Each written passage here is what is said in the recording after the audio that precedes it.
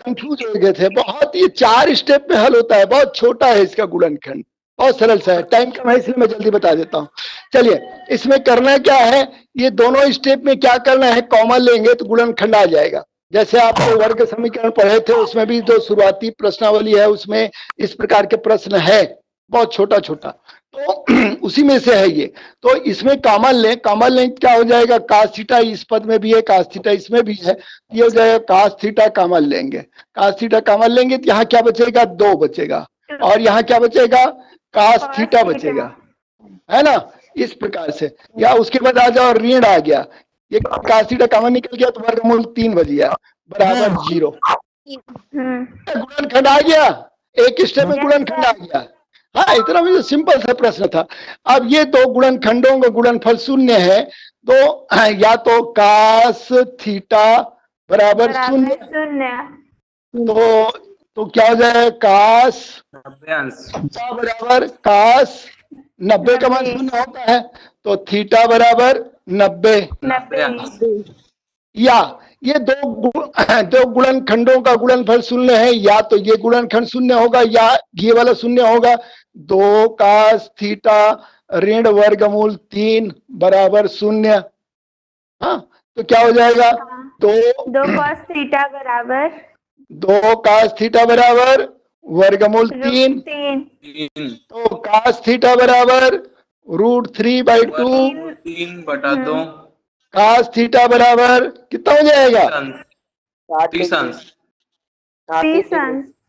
कास 30 हो जाएगा, तो थीटा बराबर 30 अंश। ये तो ऐसा था, गुणनखंड विधि है, बहुत सिंपल सा है ना। Yes sir.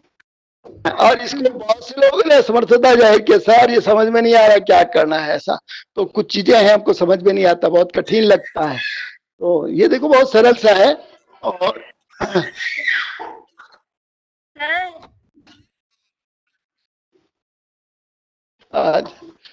तो ठीक इसी प्रकार से ये इस प्रश्न गुणनखंड विधि से इसको बनाने हैं। तो जब भी ये वर्ग समीकरण आता है, ये घात 2 आएगा, घात 2 आएगा तो उसमें क्या हो जाएगा, उत्तर होंगे, थीटा का मान 0 और 30, इस प्रकार से। इसमें कुछ प्रश्नों में ऐसा भी दिया गया है, ऐसा एक कंडीशन रखा गया है, थीटा इज लेस देन 90। हाँ, ये इस प्रकार से, हाँ 90 ऐसा लिखा हुआ मिलेगा। हाँ हाँ, ऐसे बनेगा।